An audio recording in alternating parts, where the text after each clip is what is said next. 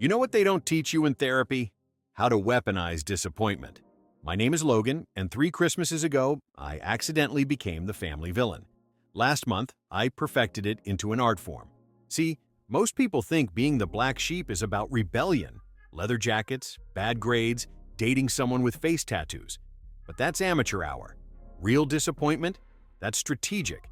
That's surgical. That's showing up to your nephew's baptism wearing a shirt that says, "I put the sin in Wisconsin," and watching your sister's eye twitch for 49 consecutive minutes.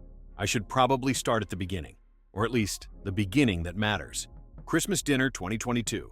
The Hartwell family annual clusterfuck, where passive aggression gets passed around like cranberry sauce and everyone pretends we're not one wine bottle away from a documentary crew.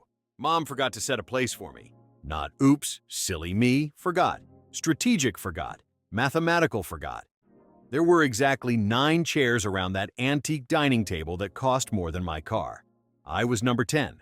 "Oh, Logan," Mom gasped, pressing her hand to her chest like she just discovered the cure for fake surprise. Baxter must have knocked over the seating chart. Baxter was our golden retriever. Baxter had been dead for 3 years. Dad didn't even look up from his phone, just grunted something about grabbing a folding chair from the garage like I was a last-minute +1 to my own family dinner. My brother Derek, the golden child, the one who peaked in high school and somehow convinced everyone that selling insurance was a personality trait. He actually snorted. Like it was funny that I was standing there holding a bottle of wine I'd spent actual money on, looking like an idiot. "No big deal," I said, setting the wine down. "I'll just grab something from the kitchen." But here's the thing about being the family disappointment. You develop a certain skill set. You notice things. Like how my brother's girlfriend Jessica kept checking her phone during Grace.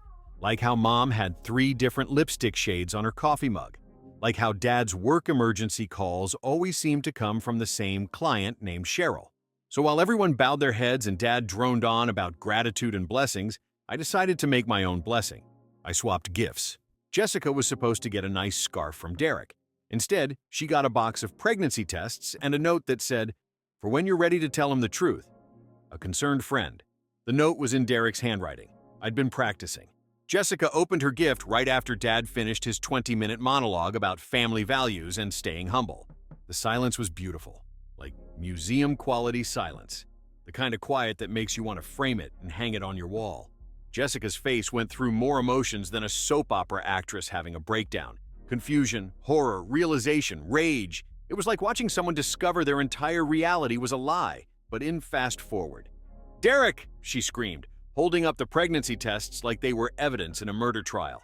"What the hell is this supposed to mean?" Derek looked like a deer caught in headlights, if the deer had commitment issues and a receding hairline.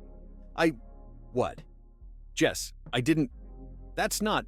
A concerned friend?" She was standing now, waving the note around. "You've been discussing our private business with your friends?" And that's when the cranberry sauce started flying. Literally. Aunt Patricia ducked. Grandma clutched her pearls. My cousin Sarah started live tweeting the whole thing because apparently family trauma is content now. I just sat there, eating stuffing, watching my family implode over a $5 prank from CVS. The beautiful part? Nobody suspected me. I was just Logan, the screw-up, the afterthought. I couldn't possibly orchestrate something this sophisticated. That's when I realized my true calling, strategic chaos. Over the next year, I became a student of my own family. I took notes, actual notes. In a little leather journal I bought specifically for documenting their neuroses. Did you know Dad checks his reflection in every car window he passes? Every single one. It's like he's constantly surprised by his own face. Did you know Mom practices conversations in the mirror? I heard her rehearsing what she was going to say to the mailman about our property taxes. The mailman, people. Did you know Derek has been using the same 3 pickup lines for 15 years? I've watched him use them on waitresses, bank tellers, and that poor woman at the DMV who was just trying to renew his registration. Knowledge is power, but applied knowledge, that's art. I started small, moved Dad's reading glasses when he wasn't looking, left Mom's favorite mug in weird places, the garage, the basement, once memorably in her own purse, convinced Derek that his favorite restaurant had closed by having my friend Trevor call and pretend to be a health inspector. Little things, psychological paper cuts. The goal wasn't to hurt them, exactly. It was to make them hurt each other. Mom's 60th birthday party. The social event of the season, at least according to Mom, who spent 3 months planning it like she was coordinating a royal wedding. I wasn't invited. I found out about it through Instagram because my family has the emotional intelligence of a particularly stupid houseplant. 60 of their closest friends celebrating 6 decades of Mom's passive-aggressive reign of terror. So naturally, I showed up. I brought a gift, a beautiful leather-bound photo album filled with family memories. 3 hours of careful curation, professional printing, the works. It probably cost me $200. "Logan!" Mom gasped when I walked in, like I was a ghost who'd materialized at her birthday party. How did you... "Happy birthday, Mom," I said, handing her the album. "Thought you might like a trip down memory lane." The album was perfect. 40 pages of genuine family memories. Vacations, holidays, graduations. Beautiful, wholesome, nostalgic. Except for page 17. Page 17 had a photo of Dad, completely wasted, passed out on our neighbor's lawn with his pants around his ankles. Taken during his business conference in Vegas last spring. Page 23 featured my sister-in-law making out with her yoga instructor behind the community center. Page 31 was just a receipt from the Sunset Motel, with Mom's signature and a date that coincided perfectly with her spiritual retreat last summer. And page 37? A baby photo. Adorable little kid, maybe 6 months old. Not anyone in our family, just there. No explanation, no context, just staring out from the page like a tiny, accusatory ghost. Dad flipped through the album during the toast. I watched his face change in real time. Page by page, photo by photo, his expression shifted from nostalgic smile to confused frown to absolute horror. "What?" he started, then stopped, flipped back, stared at the Vegas photo like it might spontaneously combust. "Everything okay, honey?" Mom asked, because she has a sixth sense for when chaos is about to erupt. Dad showed her the book. I've never seen a woman's face drain of color that fast. It was like watching someone deflate in slow motion. "Where did you get this?" she whispered. Every conversation in the room stopped. 60 people, all staring at my parents, who were staring at a photo album like it contained nuclear launch codes. "Logan brought it," Dad said, his voice barely above a whisper. And that's when everyone turned to look at me. I raised my champagne glass. "To family memories," I said. "The ones we remember, and the ones we'd rather forget." What happened next was chaos in its purest form. Mom started crying, not elegant tears, ugly, mascara-streaking, snot bubble crying. Dad started yelling about privacy and respect and who the hell took these photos. My sister Jessica grabbed the album and started flipping through it like she was looking for her own secrets. Found them on page 23. "That's not what it looks like!" she screamed at nobody in particular. Derek grabbed the album from her, saw his wife kissing another man, and punched the dessert table. The birthday cake exploded. 60 party guests stood there, covered in chocolate frosting, watching my family tear itself apart over a photo album. I finished my champagne, grabbed a mini bottle of Prosecco from the bar, and walked out. 3 missed calls from Jessica, 11 texts from Derek, 1 voicemail from Dad that was just heavy breathing and what sounded like crying. I didn't respond to any of them. Here's what they never figured out. I didn't hack their album. I didn't hire a private investigator. I didn't break into anyone's house or hack anyone's phone. I just paid attention. Dad's Vegas photo? He posted it himself on Facebook, then deleted it 10 minutes later. But the internet is forever, and screenshots are free. Jessica's yoga instructor situation? I saw them together at Starbucks. Took a photo through the window. Basic surveillance, really. Mom's motel receipt? She left it in her purse when she asked me to grab her sunglasses 6 months ago. I photographed it with my phone. The random baby photo? Stock image from the internet. Cost me $5. The beautiful thing about families is that they destroy themselves. I just gave them permission. This past Thanksgiving, I decided to retire from the chaos business. One last show, then I was done.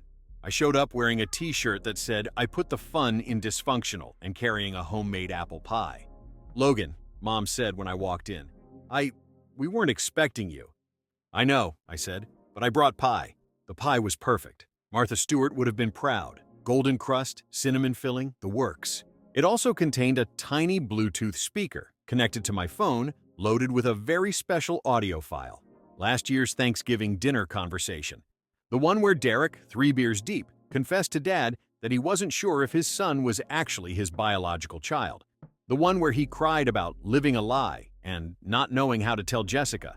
He thought everyone was asleep. I was in the kitchen, doing dishes, recording everything on my phone. I waited until dessert was served. Everyone was relaxed, happy, enjoying their pie, and pretending we were a normal family. Then I excused myself to the bathroom and hit play. Derek's voice filled the dining room, crystal clear, confessing his doubts about his own son's parentage. The silence was immediate and total. Then Derek started screaming about privacy and betrayal. Jessica threw her plate at the wall. Dad demanded to know who was bugging family dinners. My nephew, the kid in question, asked what biological meant. I walked back into the room, took a bite of pie, and said, "Wow, this pie really brings back memories, doesn't it?" They don't invite me to family gatherings anymore. No calls, no texts, no birthday cards. I've been officially excommunicated from the Hartwell family drama. But here's the funny thing. They talk now.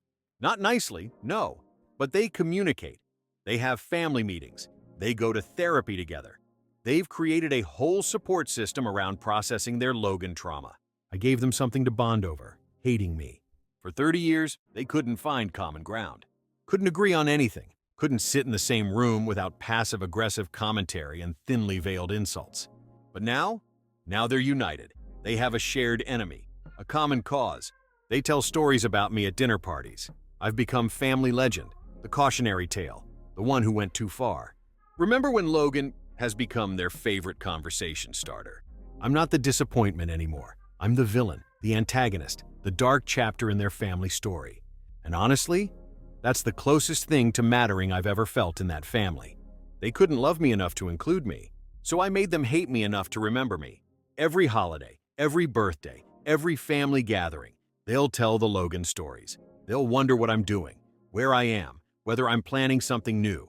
I've become the ghost in their family machine, the chaos that shaped them into something resembling functional. I gave them trauma therapy, family meetings, and group text chains dedicated to Logan prevention strategies. I gave them each other. So here's to being the disappointment. Here's to being the problem. Here's to being the one they'll never forgive and never forget. Here's to being the best worst thing that ever happened to them. Happy holidays indeed.